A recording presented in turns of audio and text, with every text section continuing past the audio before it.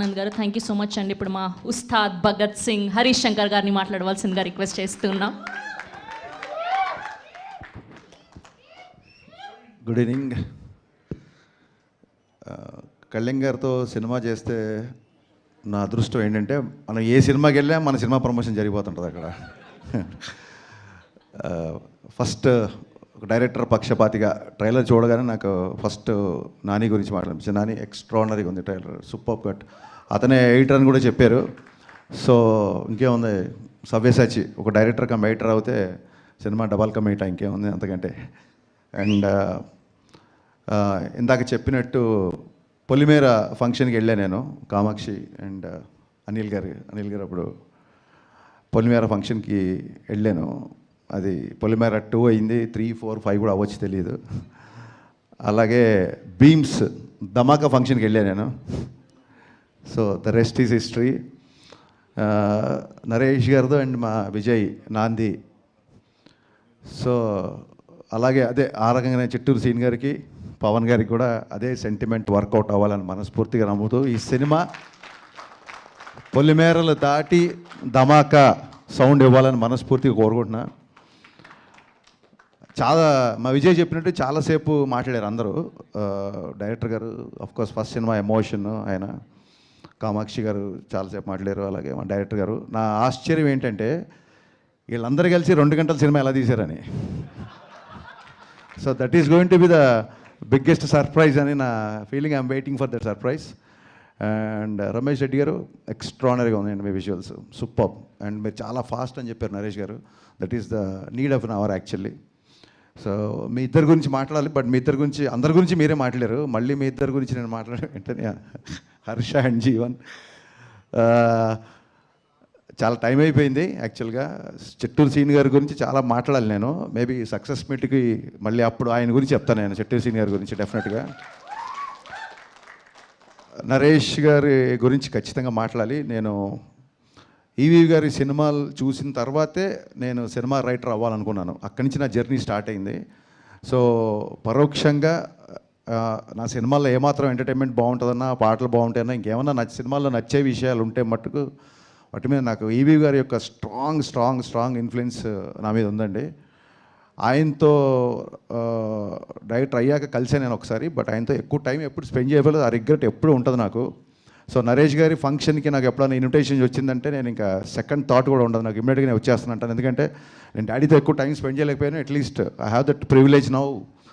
నరేష్ గారితో నాకు ఆ టైం స్పెండ్ చేసే అవకాశం ఉంటుందని ఫీల్ అవుతాను. నాకు ఆయన అంటే అంత ఇష్టం. అంటే ఈవీ గారి యొక్క స్ట్రాంగ్ ఇన్ఫ్లుయెన్స్ నా మీద ఉంటుంది. జస్ట్ బికాస్ ఆఫ్ ఆయన వల్లే నేను, because of him I'm here అని నేను చాలాసార్లు చెప్పాను. నేను కంటిన్యూగా ఇంతమంది కొత్త డైరెక్టర్లు అని అన్నప్పుడు నేనే ఇంకా లెక్క అడుగుదామనే టైంకి విజయ్ చెప్పాడు 35 మంది డైరెక్టర్లు అంటే. డెఫినెట్గా సినిమా ఇండస్ట్రీలో కొత్త వాళ్ళకి అవకాశం ఇస్తున్నప్పుడు ఎవరికి అవకాశం ఇచ్చినా ఒక్క వ్యక్తికి అవకాశం ఇచ్చినట్టు అవుతుంది. బట్ ఒక డైరెక్టర్కి అవకాశం ఇస్తే ఆ డైరెక్టర్ వలన ఒక 200-300 టెక్నీషియన్లు, ఒక 6 నెలలు, ఆ తర్వాత ఒక కొత్త లిరిసిస్టులు, అబ్బాయిలాగా ఒక కొత్త లిరిసిస్ట్ వచ్చినట్టు, కొత్త కొరియోగ్రాఫర్ వచ్చినట్టు. సో ఇండైరెక్ట్లీ ఒక డైరెక్టర్కి అవకాశం ఇస్తే ఎంతోమందికి ఇండైరెక్ట్గా అవకాశం ఇచ్చినట్టు. సో మీరే లెక్కేసుకోండి, 35 ఇంటూ కొన్ని వందల మందికి మీరు ఒక అవకాశం ఇచ్చారు sir. It's not a joke, it's a great thing నాకు తెలిసి. అండ్ ఇందాక విజయ్ చెప్పినట్టు ఆయన అసలు చెయ్యని జోనర్ లేదు. అసలు నాంది అవ్వచ్చు, గమ్యం అవ్వచ్చు, వెనకాలకి వెళ్తే వేదం అవ్వచ్చు, ఇంకోటి సినిమా విశాఖ ఎక్స్ప్రెస్ నాకు చాలా ఇష్టం, హిచ్కాక్ గారి నవల్ బేస్ మీద చేసిన సినిమా. అసలు ఆయన ఫస్ట్ సినిమా అల్లరి కాబట్టి ఆయన అల్లరి నరేష్ అంటున్నాడు తప్ప ఆయన అన్ని జోనర్లు టచ్ చేశారు. ఏ డైరెక్టర్ స్క్రిప్ట్తో వెళ్ళినా రెడీగా ఉంటారు కాబట్టి ఆయన అల్లరి నరేష్ కాదు, అందరి నరేష్. యాక్చువల్గా ఇక్కడి నుంచి మనం టైటిల్ మార్చేద్దాం సీరియస్లీ. ఎందుకంటే నాకు ఎంత ప్రౌడ్ ఫీలింగ్ వచ్చిందంటే రాగానే జనరల్గా నా ఆడియో ఫంక్షన్స్, నా ప్రీ రిలీజ్ ఈవెంట్లు జరిగినప్పుడు మా విజయ్ ఆ ఏవీలు చూసుకోవడం, ప్రోమోలు కట్ చేసి నాకు చూపించడం, మిగతాయి చేయడం, ఈ పనులలో ఉండేవాడు. నేను టక్కన రాగానే నా పక్కన నా ఆడియో ఫంక్షన్లు చూసిన విజయ్ నా పక్కన డైరెక్టర్గా కూర్చోబెట్టాడు. నరేష్ గారు మనస్ఫూర్తి ఇంకోసారి నేను థ్యాంక్స్ చెప్తానండి విజయ్ డైరెక్టర్ చేసినందుకు. నాకు ఫస్ట్ సినిమా అప్పుడు కూడా అంత టెన్షన్ క్రియేట్ అయింది నాకు. ఆ రోజు నాంది రిలీజ్ అవుతున్నప్పుడు విజయ్ గారు హిట్ కొట్టాలని. సో ఇలాంటి ఎందరో మందిని, ఇంతమందిని మీరు తీసుకురావడం అనేది ఇట్స్ యూఆర్ ట్రూలీ బ్లెస్డ్ అండి. వీరందరి బ్లెస్సింగ్స్ మీకు ఎప్పుడు ఉంటాయని మనస్ఫూర్తిగా కోరుకుంటున్నాను. చాలామంది డాక్టర్ అవ్వాలనుకొని యాక్టర్ అవ్వాలంటారు, బట్ డాక్టర్లు అయిన తర్వాత కూడా వీళ్ళు ఆయన యాక్టర్ అవ్వడం, ఆయన డైరెక్టర్ అవ్వడం, I mean it's quite surprising. I truly understand what you guys said. I mean మీకు ఉన్న సినిమా మీద ఉన్న ప్యాషన్, మీకు సినిమా మీద ఉన్న కసి, అదంతా మీ ఎమోషన్లో నాకు అర్థమైంది. ఒక బుల్లెట్ ట్రైన్ లాగా దూసుకుపోతున్న బీమ్స్, ఒక బుల్లెట్ ట్రైన్లా దూసుకుపోతున్న బీమ్స్ ఈ రైల్వే కాలనీ దగ్గర ఆగి ఇక్కడ మీ అందరితో ట్రావెల్ చేసి దీనికి ఒక అద్భుతమైన మ్యూజిక్, మంచి పాటలు, మంచి బ్యాక్గ్రౌండ్ స్కోర్ ఇచ్చారని చెప్తున్నారు. ఒక డైరెక్టర్ ఎగ్జైట్ అవ్వకపోతే, ఒక రచయిత ఎగ్జైట్ అవ్వకపోతే అంతసేపు మాట్లాడండి బ్యాక్గ్రౌండ్ స్కోర్ గురించి. I'm truly looking forward for this film. ఇకపోతే నేను నా ఐబొమ్మ ఇన్సిడెంట్ తర్వాత ఫస్ట్ టైం నేను మీడియాని చూస్తున్నాను కాబట్టి ఖచ్చితంగా మనందరం సినిమా ఇండస్ట్రీ తరఫున చెప్పుకోవాలి.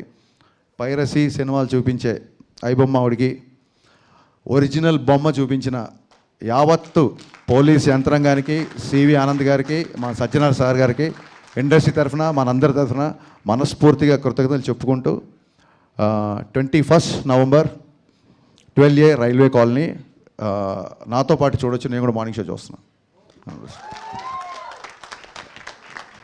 Thank you sir, thank you so much. అక్కడ ప్రామిస్ చేశారు కదా అప్డేట్ ఇస్తానని చెప్పి, ప్లీజ్. ఇక్కడ చదివే నేను, మనుషులు ఎందుకు నోరు జారుతారు అంటే నాలిక తడిగా ఉంటుంది కాబట్టి అంట. జోక్. సో రాగానే జీవన్ క్వశ్చన్ తప్పించుకుందామని ఇస్తానులే అప్డేట్ అన్నాను. నేను మర్చిపోలేదు, బట్ మర్చిపోదాం అనుకున్నాను, బట్ వాళ్ళు మర్చిపోలేదు.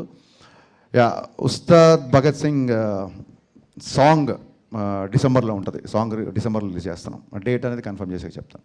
Thank you. Thank you.